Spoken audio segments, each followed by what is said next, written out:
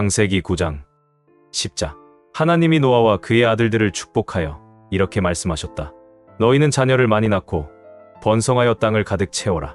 땅의 모든 짐승과 공중의 새와 땅에 기는 생물과 바다의 고기가 모두 너희를 두려워하고 무서워할 것이다. 이 모든 것은 내가 다 너희에게 준 것이다. 내가 곡식과 채소를 너희 식물로 준 것처럼 살아서 움직이는 모든 동물도 너희 식물로 주겠다. 그러나 너희는 고기를 생피가 들어있는 그대로 먹어서는 안 된다. 살인은 금물이다. 사람은 나의 모습대로 창조되었으므로 사람을 죽인 짐승이나 인간은 반드시 죽여야 한다. 너희는 자녀를 많이 낳고 온 땅에 번성하여라. 하나님이 노아와 그의 아들들에게 다시 말씀하셨다. 이제 내가 너희와 너희 후손과 그리고 너희와 함께 배에서 나온 모든 새와 짐승과 땅의 모든 생물들에게 약속한다. 내가 두 번 다시 홍수로 모든 생물을 멸종시키지 않겠다. 그러므로 온 땅을 휩쓰는 홍수가 다시는 없을 것이다. 내가 너희와 그리고 너희와 함께 있는 모든 생물들과 대대로 맺을 계약의 표는 이것이다.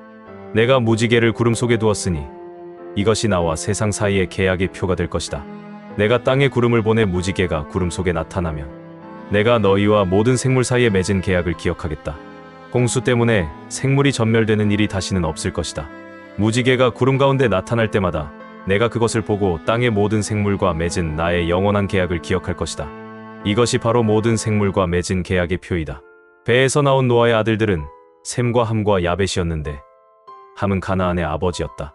그리고 노아의 이 세 아들을 통해서 온 세상의 사람들이 퍼지게 되었다. 노아는 농사를 시작하여 포도나무를 심었다. 하루는 그가 포도주를 마시고 취하여 자기 천막 안에서 벌거벗은 채 누워 있었다. 가나안의 아버지인 함이 자기 아버지의 나체를 보고 밖으로 나가서 그 사실을 두 형제에게 말하였다. 그러자 셈과 야벳이 옷을 가져다가 어깨에 메고 뒷걸음질 쳐서 들어가 아버지의 나체를 덮어주고 계속 얼굴을 돌린 채 아버지의 나체를 보지 않았다. 노아는 술이 깬 후에 함이 자기에게 한 일을 알고 이렇게 말하였다. 가나안은 저주를 받아 자기 형제들에게 가장 천한 종이 되리라. 셈의 하나님 여호와를 찬양하라. 가나안은 셈의 종이 되기를 바라며 하나님이 야벳을 번창하게 하셔서 셈의 축복을 함께 누리게 하시고 가나안은 야벳의 종이 되기를 원하노라.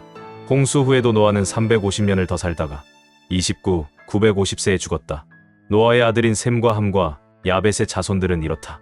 이들은 홍수 후에 여러 아들을 낳았는데 야벳의 아들은 고멜, 마곡, 마대, 야완, 두발, 메색, 디라스. 고멜의 아들은 아스그나스, 리밧, 도갈마. 야완의 아들은 엘리사, 다시스, 기띔, 도다님이었다. 이들 야벳의 자손들은 종족과 언어와 나라별로 섬과 해안 지역에 흩어져 살았으며 이들이 바로 해양 민족의 조상들이 되었다. 함의 아들은 구스, 미스라임, 붓, 가나안이며 구스의 아들은 스와, 하윌라, 삽다, 라아마, 삽드가이고 라아마의 아들은 스바와 드단이었다. 구스는 또 니므롯이라는 아들을 낳았는데 그는 세상에서 최초의 정복자였다.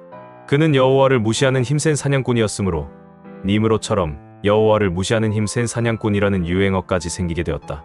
처음에 그의 나라는 신할 땅의 바벨, 에렉, 아갓, 갈레에서 시작되었다.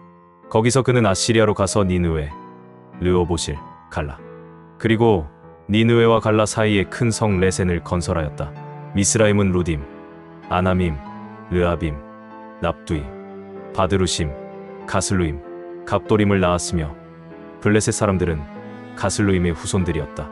가나안은 장남 시돈과 헷을 낳았으며 그는 또 여부스족, 아모리족, 기르가스족, 히위족, 알가족, 신족, 아르와족, 스말족, 하마족의 조상이 되었다. 그 후 가나안 자손들은 여러 부족으로 흩어져 살았는데 그들의 경계선은 시돈에서부터 그라를 지나 가사까지 그리고 소돔, 고모라, 아드마, 스보임을 지나 라사까지였다. 이들 함의 후손들은 종속과 언어와 지방과 나라별로 흩어져 살았다. 야벳의 형이었던 셈은 히브리 사람의 조상이 되었다. 그의 아들은 엘람, 아수르, 아르박삿, 룻, 아람이었으며 아람의 아들은 우스, 훌, 게델, 메색이었고 아르박삿은 셀라를 낳았으며 셀라는 에벨을 낳았고 에벨은 두 아들을 낳아 그 중 하나의 이름을 벨렉이라 하였다. 이것은 그 당시에 세상 사람들이 나누어졌기 때문이었다. 그리고 벨렉의 동생은 욕단이었다. 욕단은 알모닷, 셀레, 하살마웻, 예라, 하도람, 우살, 디글라, 오빌, 아비마엘, 스와, 오발, 하윌라, 요밥을 낳았다. 이들이 사는 땅은 메사에서부터 동쪽 산간 지역 스발까지였다. 이들 셈의 후손들은 종족과 언어와 지방과 나라별로 흩어져 살았다. 이상의 모든 사람들은 다 노아의 후손들이며 이들은 홍수 후에 여러 나라와 민족으로 나누어졌다. 마태복음 9장. 그래서 예수님은 배를 타시고 호수를 건너 그의 고향 가버나움으로 돌아오셨다. 그때 사람들이 침대에 누워있는 중풍병자 한 사람을 예수님께 데려왔다. 예수님은 그들의 믿음을 보시고 중풍병자에게 얘야 용기를 내어라. 내 죄는 용서받았다. 하고 말씀하셨다. 그러자 율법학자 중에 어떤 사람들이 속으로 이 사람이 하나님을 모독하는군 하며 수군거리고 있었다. 예수님은 그들의 생각을 아시고 어째서 너희는 마음에 악한 생각을 품고 있느냐? 내 죄는 용서받았다 하는 말과 일어나 걸어가라 하는 말 중에 어느 것이 더 쉽겠느냐? 땅에서 죄를 용서하는 특권이 내게 있다는 것을 보여주겠다 하시고 중풍병자에게 일어나 내 친구를 가지고 집으로 돌아가거라 하고 말씀하셨다. 그러자 중풍병자는 일어나 자기 집으로 돌아갔다. 사람들은 이 일을 보고 두려워하며 사람에게 이런 권능을 주신 하나님을 찬양하였다. 예수님이 그곳을 떠나가시다가 마태라는 사람이 세관에 앉아 있는 것을 보시고 그에게 나를 따라오너라 하시자 그가 일어나 예수님을 따랐다. 예수님이 제자들과 함께 마태의 집에서 식사하실 때 세무원과 죄인들도 많이 와서 자리를 같이 하였다. 이것을 본 바리새파 사람들이 예수님의 제자들에게 어째서 당신들의 선생은 세무원이나 죄인들과 함께 식사하시오 하고 물었다. 예수님은 그 말을 들으시고 이렇게 말씀하셨다. 건강한 사람에게는 의사가 필요 없고 병든 사람에게만 의사가 필요하다. 너희는 가서 내가 자비를 원하고 제사를 원치 않는다 라는 말씀이 무슨 뜻인지 배워라. 나는 의로운 사람을 부르러 온 것이 아니라 죄인을 부르러 왔다. 그때 요한의 제자들이 예수님께 와서 우리와 바리새파 사람들은 금식하는데 왜 선생님의 제자들은 금식하지 않습니까? 하고 물었다. 그래서 예수님이 그들에게 대답하셨다. 신랑의 친구들이 신랑과 함께 있는 동안에 슬퍼할 수 있겠느냐? 그러나 신랑을 빼앗길 날이 올 것이다. 그때에는 그들이 금식할 것이다. 낡은 옷에 새 천 조각을 대고 깁는 사람은 없다. 이것은 기운 것이 그 옷을 잡아당겨 더 많이 찢어지기 때문이다. 사람들은 새 포도주를 낡은 가죽 부대에 넣지 않는다. 그렇게 하면 부대가 터져 포도주도 쏟아지고 부대도 못 쓰게 된다. 새 포도주는 새 부대에 넣어야 둘 다 보존된다. 예수님이 그들에게 이 말씀을 하고 계실 때 한 회당장이 와서 예수님께 절하며 제 딸이 방금 죽었습니다. 그러나 오셔서 딸에게 손을 얹어주시면 살아날 것입니다. 라고 하였다. 그래서 예수님이 일어나 따라가시자 제자들도 뒤따랐다. 바로 그때 12년 동안 피를 흘리며 앓던 한 여자가 예수님의 뒤에서 옷자락을 만졌다. 그 여자는 예수님의 옷만 만져도 자기 병이 나을 것이라고 생각하였다. 예수님이 몸을 돌이켜 그 여자를 보시고 딸아 용기를 내어라. 내 믿음이 너를 낫게 하였다. 하시자 바로 그 순간에 병이 나았다. 예수님은 회당장의 집에 들어가 피리 부는 사람들과 웅성거리는 사람들을 보시고 물러가거라. 그 소녀는 죽은 것이 아니라 자고 있다. 하고 말씀하셨다. 그러자 사람들은 모두 비웃었다. 사람들이 밖으로 다 나간 뒤 예수님이 안에 들어가 소녀의 손을 잡으시자 곧 일어났다. 이 소문이 그 지방에 쫙 퍼졌다. 예수님이 그 집을 떠나가실 때 두 소경이 예수님을 따라오면서 큰 소리로 다윗의 후손이시여 우리를 불쌍히 여겨 주십시오 하고 외쳤다. 예수님이 집 안으로 들어가시자 소경들이 예수님께 나아왔다. 예수님이 그들에게 너희는 내가 이 일을 할 수 있으리라고 믿느냐? 하고 물으시자 그들은 예 주님 우리가 믿습니다 하고 대답하였다. 그때 예수님이 그들의 눈을 만지시며 너희 믿음대로 되어라 하셨다. 그러자 소경들은 눈을 떴다. 예수님은 그들에게 아무에게도 말하지 말아라 하고 단단히 주의시켰다. 그러나 그들은 나가서 예수님의 소문을 그 지방에 쫙 퍼뜨렸다. 그들이 떠나가자 사람들이 예수님께 귀신 들린 벙어리 한 사람을 데려왔다. 예수님이 귀신을 쫓아내시자 벙어리가 말을 하였다. 그러자 사람들은 놀라 지금까지 이스라엘에서 이런 일을 본 적은 없다 하고 외쳤다. 그러나 바리새파 사람들은 저 사람이 귀신의 왕 사탄의 힘으로 귀신을 쫓아낸다 하였다. 예수님은 모든 도시와 마을을 다니시며 여러 회당에서 가르치시고 하늘나라의 기쁜 소식을 전하며 모든 병과 허약한 체질을 고쳐주셨다. 또 예수님은 목자 없는 양같이 흩어져 고생하는 군중들을 보시고 불쌍히 여기셨다.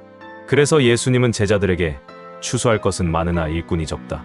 그러므로 너희는 주인에게 추수할 일꾼을 보내달라고 간청하여라 하고 말씀하셨다.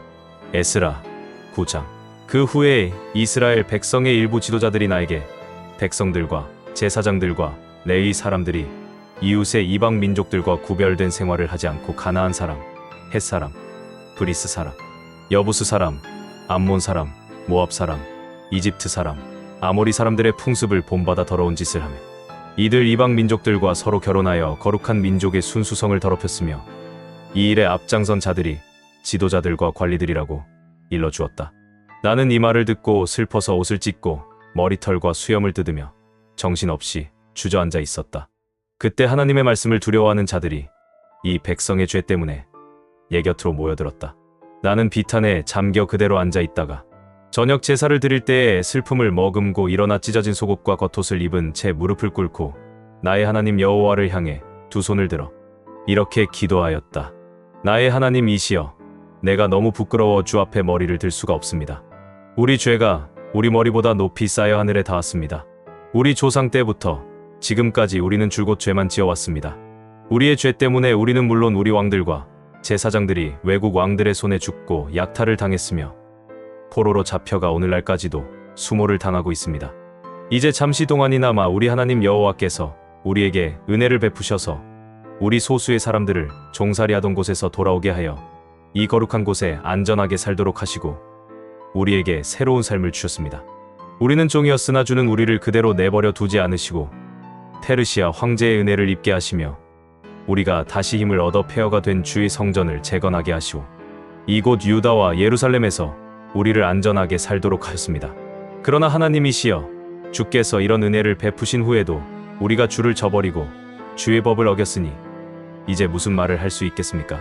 주께서는 전에 주의 종 예언자들을 통하여 우리에게 이렇게 말씀하셨습니다.